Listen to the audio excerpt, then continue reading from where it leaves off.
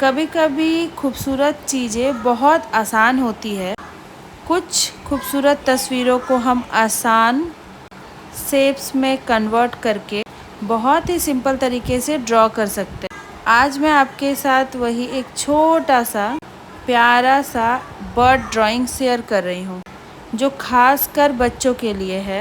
बहुत ही आसान स्टेप्स को यूज़ करके, कोई मुश्किल टेक्निक नहीं, बस थोड़ी सी प्रैक्टिस चाहिए और आपका बर्ड रेडी। अगर आप भी ड्राइंग शुरू करना चाहते हैं या बच्चों को कुछ क्रिएटिव सिखाना चाहते हैं तो ये एक परफेक्ट शुरुआत है।